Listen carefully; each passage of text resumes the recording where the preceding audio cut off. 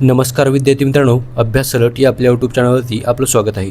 तर विद्यार्थी मित्रांनो, आज आपण पाहणार आहोत 22 जून 2026च्या अत्यंत महत्त्वाच्या चालू घडामोडी.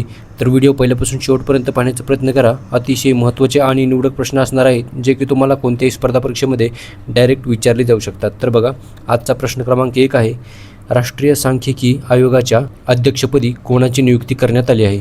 तर बघा, याचं उत्तर असणार आहे ऑप्शन नंबर ए, म्हणजेच डॉक्टर सैबल चट्टोपाध्याय. तर बघा, अतिशय महत्त्वाचा प्रश्न आहे. तर चला बघूयात आपण. बघा, डॉक्टर सैबल चट्टोपाध्याय यांची राष्ट्रीय सांख्यिकी आयोगाच्या अध्यक्षपदी नुकतीच नियुक्ती करण्यात आलेली आहे. तर लक्षात ठेवा, डॉक्टर सैबल चट्टोपाध्याय यांची नियुक्ती झालेली आहे. तर बघा, ते IIM कलकत्ताचे माजी संचालक आहेत आणि केंद्र सरकारच्या या पदावर नियुक्ती मंजूर केलेली आहे. चला बघूयात आपण. बघा, यासोबतच आयोगाच्या इतर 3 नवीन सदस्यांची नियुक्ती करण्यात आलेली आहे. पहिले आहेत बघा शुभव्रत दास. तर बघा, दुसरे आहेत श्री सत्येंद्र बहादूर सिंग आणि ते भारतीय सांख्यिकी सेवानिवृत्त अधिकारी आहेत. तसेच बघा, तिसरे आहेत डॉक्टर माधवन मुकुंद. तर ते चेन्नई मॅथमॅटिकल इन्स्टिट्यूटचे संचालक आहेत. तर यांची नियुक्ती सदस्य म्हणून करण्यात आलेली आहे. राष्ट्रीय सांख्यिकी आयोग ही देशातील सर्व मुख्य सांख्यिकी म्हणजेच आकडेवारी कार्यालयासाठी सर्वोच्च सल्लागार संस्था आहे. लक्षात ठेवा, महत्त्वाचा पॉईंट आहे बघा. चला बघूयात आपण. प्रश्न क्रमांक 2 आहे, आंतरराष्ट्रीय योग दिवस दरवर्षी केव्हा साजरा करण्यात येतो? तर बघा, याचं उत्तर असणार आहे 21 जून. ऑप्शन नंबर ए याचं उत्तर असणार आहे बघा. तर दरवर्षी आपण आंतरराष्ट्रीय योग दिवस हा 21 जून रोजी साजरा करतो. ओके, तर लक्षात ठेवा, महत्त्वाचा दिवस आहे बघा विद्यार्थी मित्रांनो. चला बघूयात आपण. बघा, या दिवसाची सुरुवात झाली होती बघा भारताचे पंतप्रधान नरेंद्र मोदी यांनी सप्टेंबर 2014मध्ये संयुक्त राष्ट्रांच्या महासभेमध्ये म्हणजेच युनायटेड नेशन जनरल असेंब्लीमध्ये 21 जून हा दिवस आंतरराष्ट्रीय योग दिवस म्हणून साजरा करण्याचा प्रस्ताव मांडला होता आणि याला मान्यता भेटली आहे बघा 11 डिसेंबर 2014 रोजी. संयुक्त राष्ट्राच्या 193 देशांपैकी विक्रमी 175 देशांनी या प्रस्तावाला पाठिंबा दिला आणि हा दिवस अधिकृतपणे घोषित केलेला आहे. तर लक्षात ठेवा. तर विद्यार्थी मित्रांनो, बघा, पहिला योग दिवस हा कधी साजरा करण्यात आला? तर 21 जून 2015 रोजी जगभरामध्ये पहिला आंतरराष्ट्रीय योग दिवस साजरा करण्यात आला. आणि बघा, यावर्षीची म्हणजे 2026ची योग दिवसची थीम आहे बघा योगा फॉर हेल्दी एजिंग, हे याची थीम आहे. तर लक्षात ठेवा. चला पुढचा प्रश्न बघूयात आपण.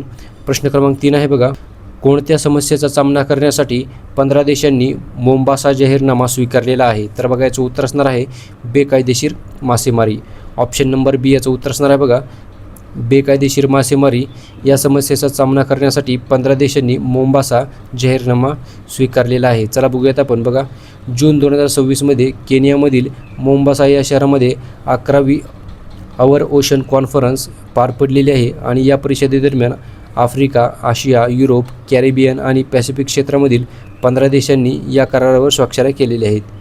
तर लक्षात ठेवा. चला पुढचा प्रश्न बघूयात आपण. प्रश्न क्रमांक 4 आहे बघा, भारतीय दगडांनी बांधलेले पहिले पारंपरिक हिंदू मंदिर कोणत्या देशामध्ये उभारले जाणार आहे? तर बघा, महत्त्वाचा प्रश्न आहे. याचं उत्तर आहे बघा ऑप्शन नंबर बी, म्हणजेच फ्रान्स.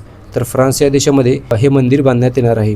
तर लक्षात ठेवा, फ्रान्स या देशाची राजधानी आहे बघा पॅरिस आणि फ्रान्सचे अध्यक्ष आहेत इमॅन्युएल मॅक्रॉन. चला बघूयात आपण पुढचा प्रश्न. प्रश्न क्रमांक 5 आहे बघा, न्यू डेव्हलपमेंट बँकेचा पहिला मध्य आशियाई सदस्य देश कोणता बनला आहे? तर बघा, त्या देशाचं नाव आहे उझबेकिस्तान. ऑप्शन नंबर सी याचं उत्तर असणार आहे बघा. तर न्यू डेव्हलपमेंट बँकेचा पहिला मध्य आशियाई म्हणजेच सेंट्रल आशियाई हा देश बनलेला आहे उझबेकिस्तान. चला बघूयात आपण. बघा, उझबेकिस्तान हा NDB म्हणजेच न्यू डेव्हलपमेंट बँकेचा 10वा सदस्य आणि मध्य आशियामधील पहिला सदस्य देश बनलेला आहे. लक्षात ठेवा. चला पुढचा प्रश्न. प्रश्न क्रमांक 6 बघूयात आपण. बघा, कोणत्या राज्याने शिक्षकांसाठी कॅशलेस आरोग्य योजना पोर्टल सुरू केले आहे? तर बघा, त्या राज्याचं नाव आहे Uttar Pradesh. Option number A याचं उत्तर असणार आहे बघा. तर उत्तर प्रदेश या राज्याचे मुख्यमंत्री आहेत योगी आदित्यनाथ आणि उत्तर प्रदेश या राज्याची राजधानी आहे बघा लखनौ. तर बघा, या योजनेमुळे शिक्षक, शिक्षण मित्र, अनुदेशक व त्यांच्या आश्रितांना शासकीय आणि मान्यताप्राप्त खाजगी रुग्णालयामध्ये कॅशलेस उपचारांची सुविधा मिळणार आहे. तर लक्षात ठेवा. चला पुढचा प्रश्न बघूयात आपण. प्रश्न क्रमांक 7 आहे बघा, जागतिक निर्वासित दिवस दरवर्षी केव्हा साजरा करण्यात येतो? तर महत्त्वाचा प्रश्न आहे बघा. याचं उत्तर आहे 20 जून ऑप्शन नंबर डी याचं उत्तर असणार आहे बघा. तर जागतिक निर्वासित दिवस दरवर्षी आपण 20 जून रोजी साजरा करतो. तर चला बघूयात आपण. बघा, हा जो दिवस आहे तो जगभरामधील निर्वासितांच्या धैर्य, संघर्ष आणि हक्कांविषयी जागरूकता निर्माण करण्यासाठी पाळला जातो आणि हा दिवस युनायटेड नेशन्सद्वारे साजरा केला जातो. तर लक्षात ठेवा. चला पुढचा प्रश्न बघूयात आपण. बघा, प्रश्न क्रमांक 8 आहे.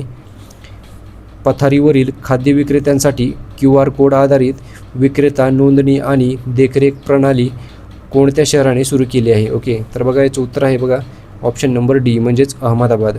तर अहमदाबाद या शहराने नुकतेच हे सुरू केलेले आहे. चला बघूयात आपण. बघा, अहमदाबाद गुजरात म्हणजेच गुजरात राज्यामधील अहमदाबाद या महानगरपालिकेने पथारीवरील खाद्य विक्रेत्यांसाठी QR कोड आधारित विक्रेता नोंदणी आणि देखरेख प्रणाली सुरू केलेली आहे. तसेच बघा, या प्रणालीद्वारे नागरिक विक्रेत्यांच्या स्वच्छता, अन्नाची गुणवत्ता आणि सेवेबाबत अभिप्राय देऊ शकतात. तसेच बघा, 8,700हून अधिक खाद्य विक्रेत्यांनी या प्रणाली अंतर्गत नोंदणी करण्यात आलेली आहे. ओके, लक्षात ठेवा. चला बघूयात आपण पुढचा प्रश्न. प्रश्न क्रमांक 9 आहे बघा. प्रतिष्ठित संगीत नाटक अकादमी पुरस्कार व उस्ताद बिस्मिल्ला खां युवा पुरस्कार 2024-25 या वर्षासाठी कोणत्या मंत्रालयाने जाहीर केले आहेत? तर बघा, सांस्कृतिक मंत्रालयाने हे पुरस्कार नुकतेच जाहीर करण्यात आलेले आहेत. ओके, म्हणजेच सांस्कृतिक मंत्रालयाने हे पुरस्कार नुकतेच जाहीर केलेले आहेत. लक्षात ठेवा. चला बघूयात आपण. बघा, जाहीर करणारे मंत्रालय आहे सांस्कृतिक मंत्रालय आणि बघा 2024-25चे हे पुरस्कार आहेत. आणि संगीत नाटक आणि अकादमी पुरस्कार 2024-25 हे बघा एकूण 108 कलाकारांना भेटलेले आहेत. तर बघा, उस्ताद बिस्मिल्ला खां युवा पुरस्कार 2024-25 हे एकूण 106 युवा कलाकारांना भेटलेले आहेत. तर लक्षात ठेवा. तसेच बघा, अकादमी रत्न म्हणजेच फेलोशिप हे जे पुरस्कार आहेत ते 7 मान्यवरांना भेटलेले आहेत. चला बघूयात आपण पुढचा प्रश्न. प्रश्न क्रमांक 10 आहे बघा. जून 2026मध्ये SAREX हा लष्करी सराव कोणत्या देशांमध्ये आयोजित करण्यात आला आहे? तर बघा, त्या देशांचं नाव आहे दक्षिण कोरिया आणि जपान. तर बघा, या दक्षिण कोरिया आणि जपान या 2 देशांनी जून 2026मध्ये SAREX या नावाचा लष्करी सराव सुरू केलेला आहे. तर बघा, दक्षिण कोरियाची राजधानी आहे सेऊल आणि जपानची राजधानी आहे बघा टोकियो. चला बघूयात आपण. बघा, जून 2026मध्ये SAREX म्हणजेच काय, तर सर्च अँड रेस्क्यू एक्झरसाइज हा संयुक्त सागरी शोध व बचाव सराव दक्षिण कोरियाचे नौदल आणि जपानचे मॅरिटाईम सेल्फ डिफेन्स फोर्स यांच्यामध्ये आयोजित करण्यात आलेला आहे. हा सराव जवळपास 9 वर्षांनंतर पुन्हा सुरू करण्यात आलेला आहे. लक्षात ठेवा. आणि याचबरोबर विद्यार्थी मित्रांनो, आजच्या दिवसाचे जे करंट अफेअर्सचे प्रश्न होते ते सर्व आपण कव्हर केलेले आहेत. तसेच तुम्हाला व्हिडिओ कसा वाटला हे नक्की तुम्ही कमेंट करून सांगा. धन्यवाद.